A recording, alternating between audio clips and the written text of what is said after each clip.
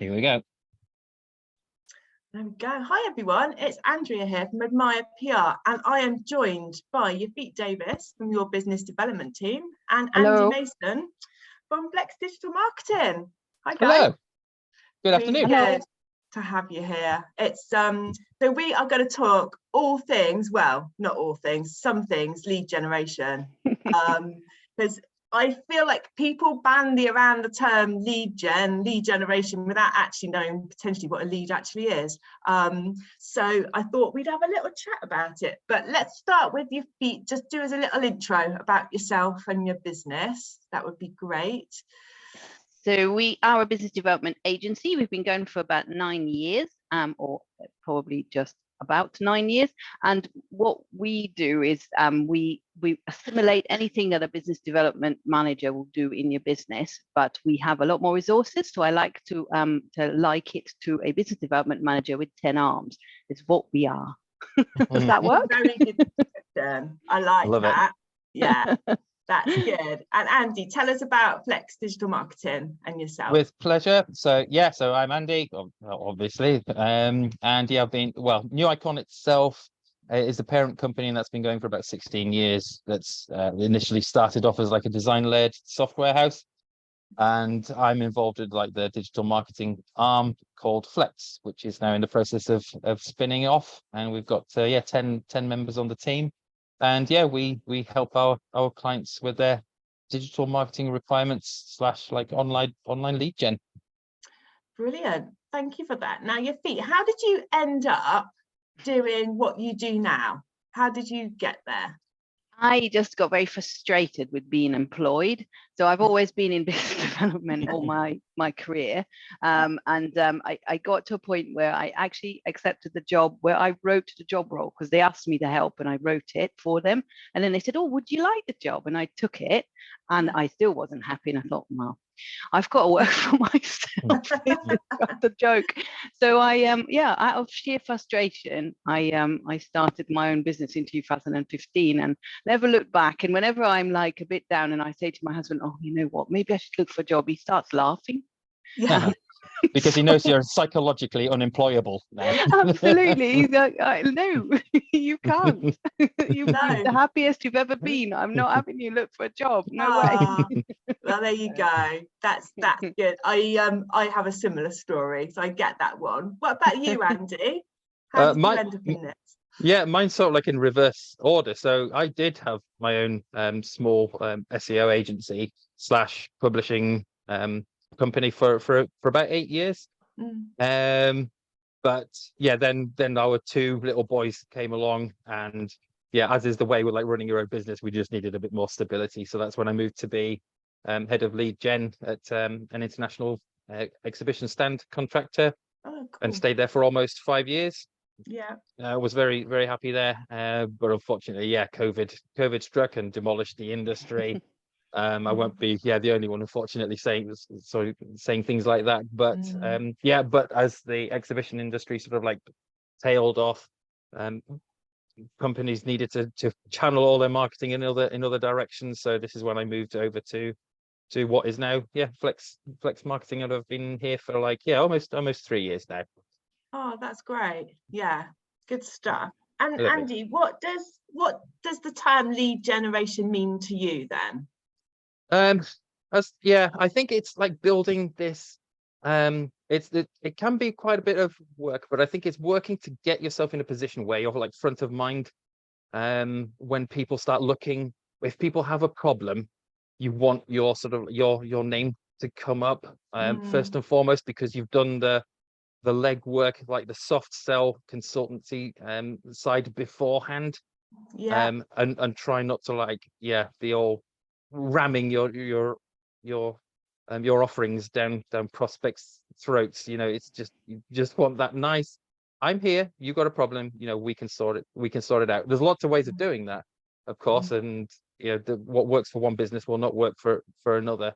This is why you've got to test a lot of different channels to see what one really works for you. But yeah, that in a nutshell is sort of like lead gen, and for me, and all the umbrella stuff of like lead capture and lead nurturing, and really looking after like your prospects, rolling out the red carpet and looking after them.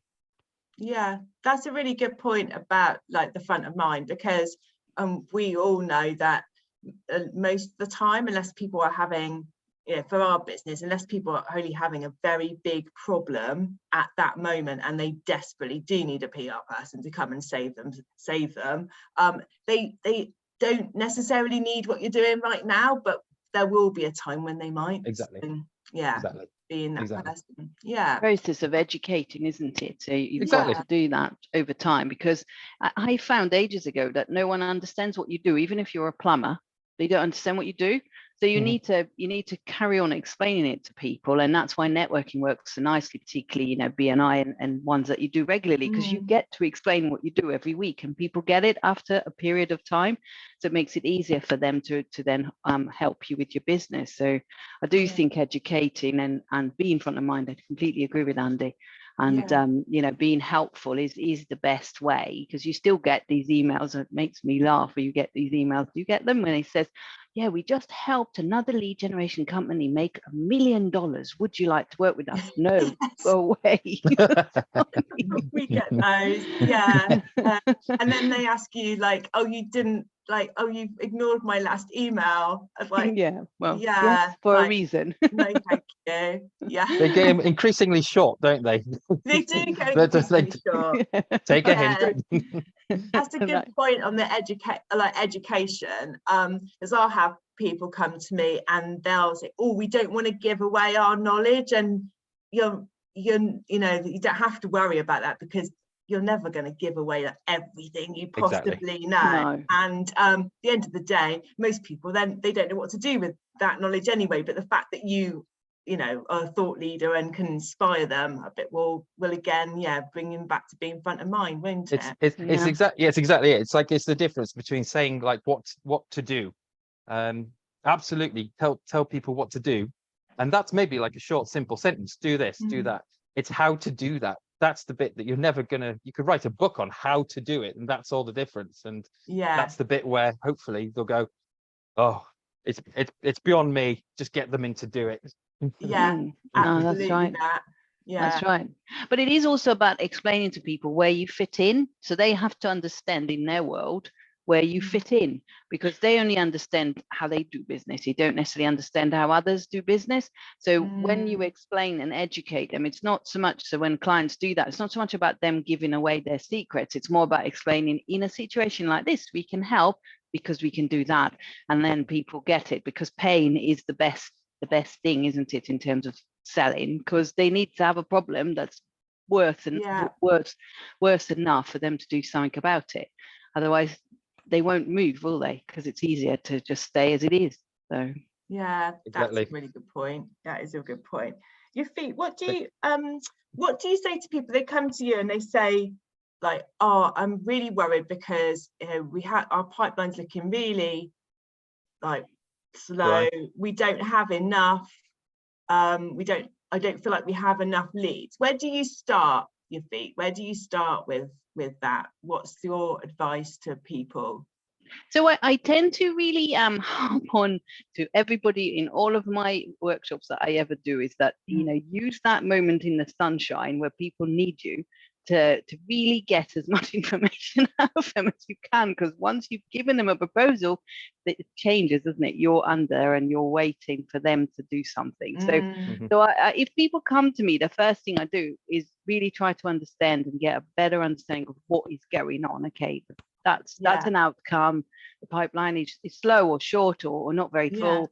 You're not getting a lot of new business sales, but what's the reason for that? And I really try to hone in to understand, first of all, what their issue is. I think we do far too much assumption, because especially when we know our subject matter, you immediately start going into advice. But actually, their problem could be completely different, and you really miss the point.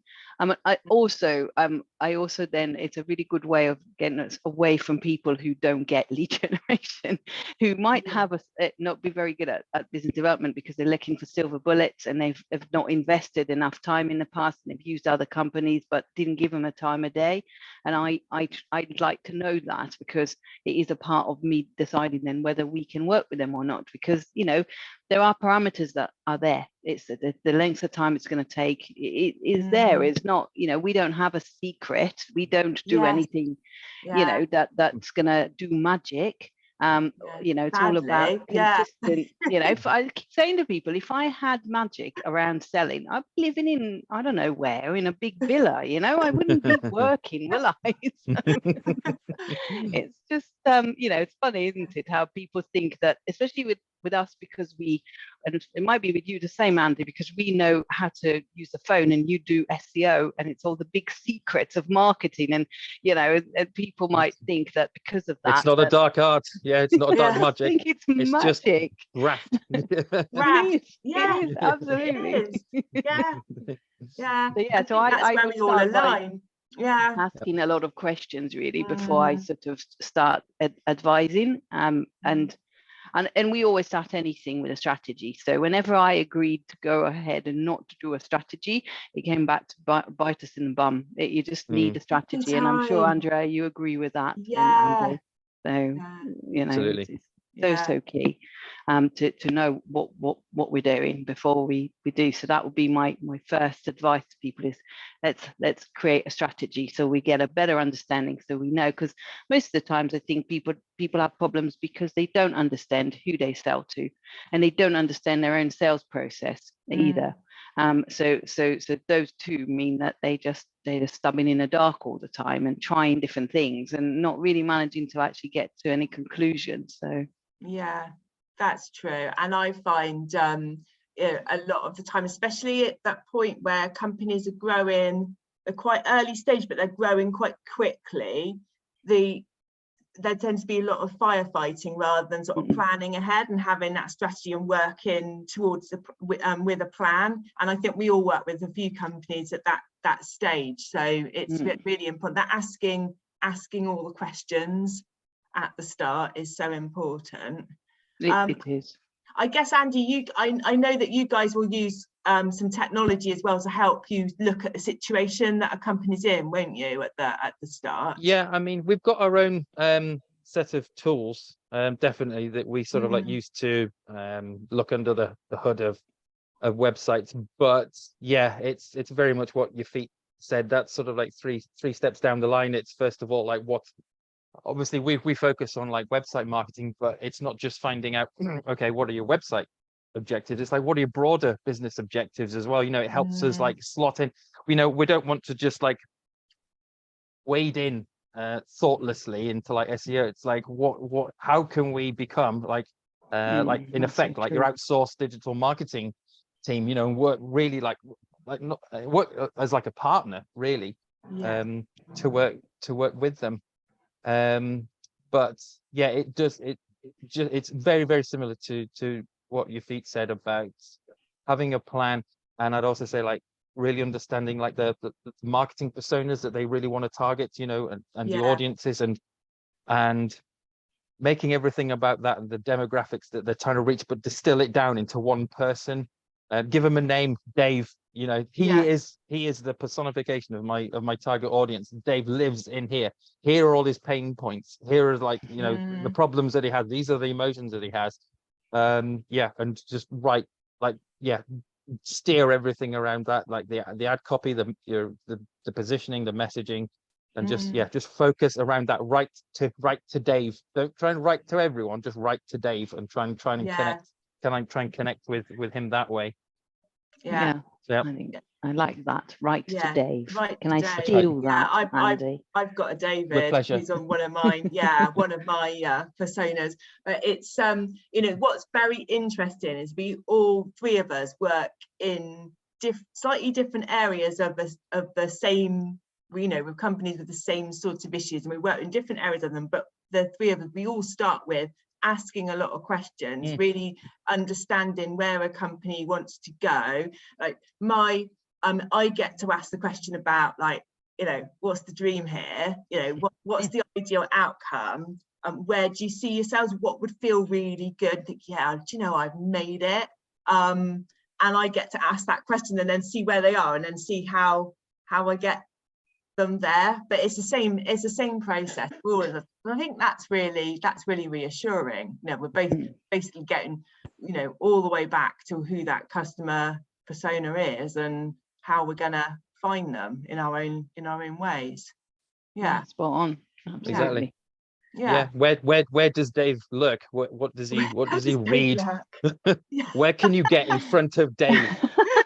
What magazines does he read? You know, it's like, how are you going to get in front of Dave? That's the question. Yeah, good question. I like it. I'm going to get his t-shirts. On that note, that's fun, and I hope everybody enjoys watching a little snippet of us. And do connect when you see this, and ask us more questions about Dave. Brilliant. Awesome. Brilliant.